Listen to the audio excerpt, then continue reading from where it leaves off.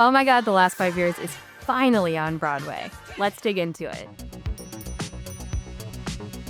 Hi friends, if you're new here, my name is Katharine Quinn. I'm a 30-something living in New York City and working on Broadway. I run a company called And That's Showbiz. We do both bespoke Broadway media, we do behind the scenes interviews, etc., and we market Broadway shows. So we are currently working on Maybe Happy Ending on Broadway, and we are currently working on The Great Gatsby on Broadway. I am so excited to make this video because I love The Last 5 Years, and I don't think I've ever seen a production that I didn't direct. I directed this as a junior in high school.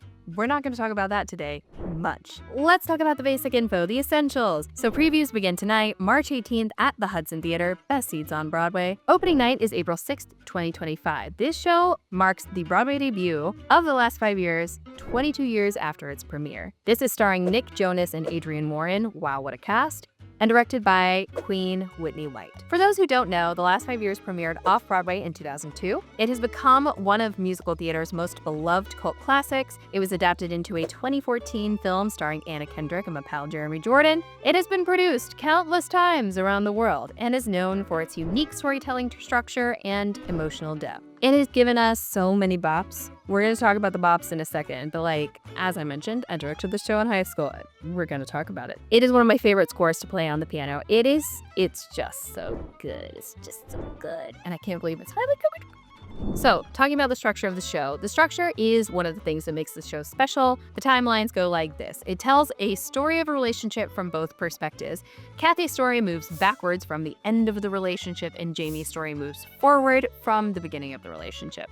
They only meet in the middle at their wedding, and it's a masterclass in musical storytelling. This is Jason Robert Brown, classic JRB score. And here are some of the songs that you might recognize from the show. You should recognize all of them because it's just so good. Still Hurting. And I'm still hurting. Shik's a Goddess. I'd say, hey, hey, Shik's a goddess. I've been waiting for someone like you. Summer in Ohio. But it wouldn't be as nice as a summer in Ohio. Moving too fast. I won't sing them all. The next 10 minutes. I've got a singular impression. Things are moving too fast. And so many more that musical theater fans have been belting in our cars for the past 2 decades. The music brilliantly combines contemporary pop, classical influences, Jewish cultural elements, comedy and heartbreak, and intricate character development through song. Now we gotta talk about the cast. I don't know if you've ever heard of this guy. He's kind of an up-and-comer. He's got some brothers. His name is Nick.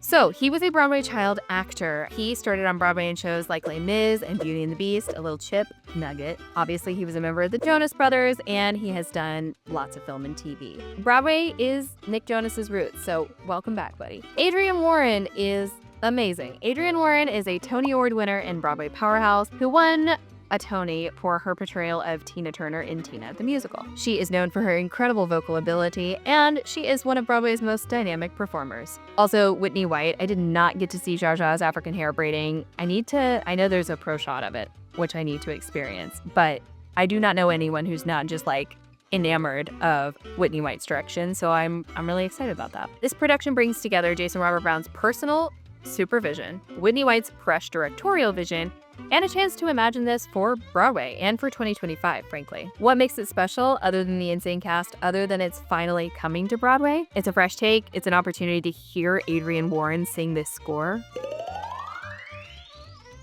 It's gonna be insane. Also, the Hudson Theater, I really do feel like those seats are extra cushy. All right, who is this show for? If you're already a fan of the show, obviously, you gotta go see it. If you're a Nick Jonas fan, if you're an Adrienne Warren fan, you gotta go see it. This is a two-hander. It's intimate.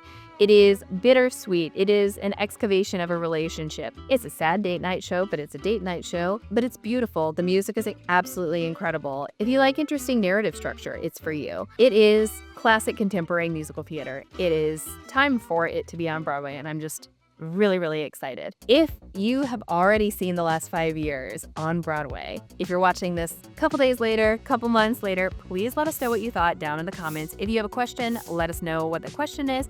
And are you looking forward to this? What is your expectation? Make sure you let me know that as well down in the comments. I try to respond to as many as humanly possible. As always, I invite you to follow me on Instagram and TikTok at @Katharine_Quinn.